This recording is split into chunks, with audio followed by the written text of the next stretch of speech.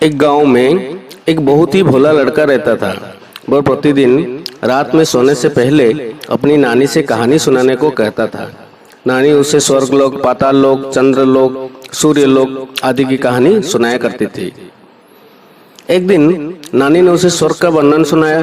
स्वर्ग का वर्णन इतना सुंदर था कि उसे सुनकर उस बालक ने स्वर्ग देखने के लिए हट करने लगा।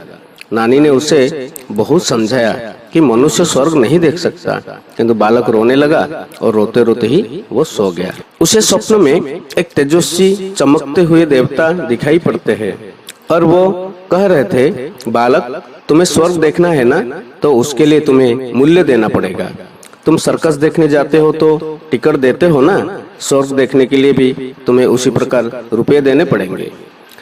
स्वप्न में ही उस बालक सोचने लगा कि मैं नानी से रुपए मांग लूंगा, लेकिन देवता ने कहा, स्वर्ग में तुम्हारे रुपए नहीं चलते, यहाँ तो भलाई और अच्छे कर्म का रुपया चलता है।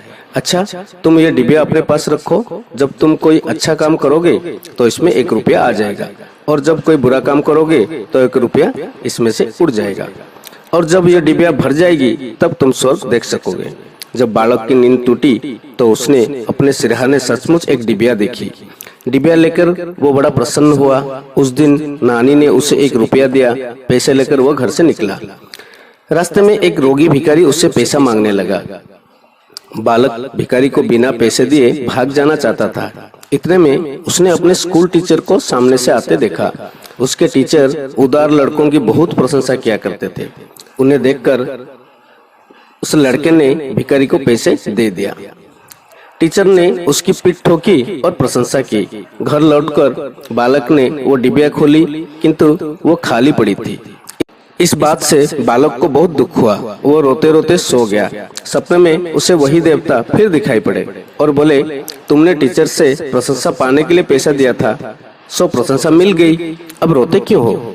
किसी लाभ की आशा से जो अच्छा काम किया जाता है वो तो व्यापार है, वो पुण्य थोड़ी है। दूसरे दिन बालक को उसकी नानी ने 2 रुपए दिए। पैसे लेकर उसने बाजार जाकर 2 संतरे खरीदे। उस दिन उसका एक साथी बीमार था। बाजार से लौटते समय वो अपने मित्र को देखने उसके घर चला गया। उस साथी को देखने उसके घर वैद्य आए थे। वैद्य जी ने दवा देकर उसकी माता से कहा, इसे आज संतरे का रस देना। मित्र की माता बहुत गरीब थी। वो रोने लगी और बोली, मैं मजदूरी करके पेट भरती हूँ। इस समय बेटे की बीमारी में कई दिन से काम करने नहीं जा सकी। मेरे पास संतरे खरीदने के लिए एक पैसा भी नहीं है। बालक ने अपने दोनों संतरे अपने मित्र की माँ को दिए। वो बालक को आशीर्वाद देने लगी।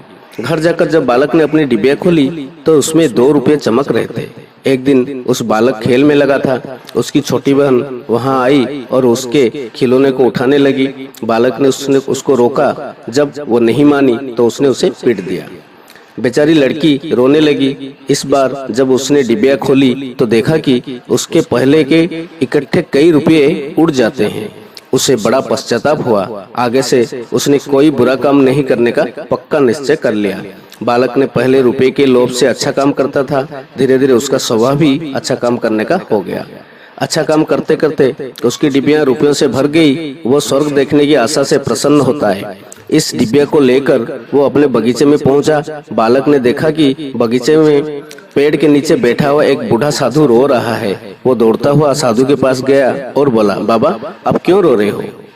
साधु बोला, बेटा जैसी डिबिया तुम्हारे साथ में है वैसी ही एक डिबिया मेरे पास थी।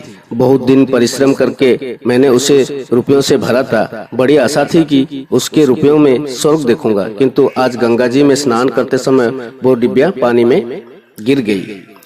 बालक ने कहा, बाबा आप रो मत, मेरी डिबिया भी भरी हुई है, आप इसे ले लो। साधु बोला, तुमने इसे बड़े परिश्रम से भरा है, तुम्हें इसे देने से दुख होगा। बालक ने कहा, मुझे दुख नहीं होगा बाबा, मैं तो लड़का हूँ, मुझे अभी पता नहीं कितने दिन जीना है। मैं तो ऐसी कई डिबिया रुपए इकट्ठे कर सकता हूँ। आप बूढ़े हो गए हैं, आप अब दूसरी डिबिया पता नहीं भर पाओगे या नहीं, मेरी डिबिया ले लीजिए। साधु ने डिबिया लेकर बालक के नेत्रों पर हाथ फेर दिया।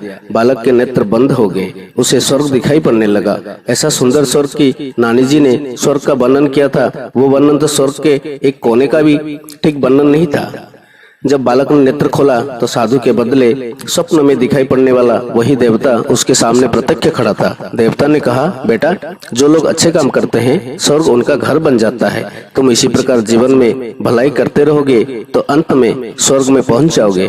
देवता इतना कहकर वही अदृश्य हो गए। मित्रों, इस कहानी से हमें ये सीख मिलती है कि मनुष्य जैसे काम करता है वैसा उसका स्वभाव हो जाता है। जो बुरे काम करता है उसका स्वभाव बुरा हो जाता है, उसे फिर बुरा काम करने में ही आनंद आता है। जो अच्छा काम करता है उसका स्वभाव अच्छा हो जाता है, उसे बुरा काम करने की बात भी बहुत बुरी लगती है।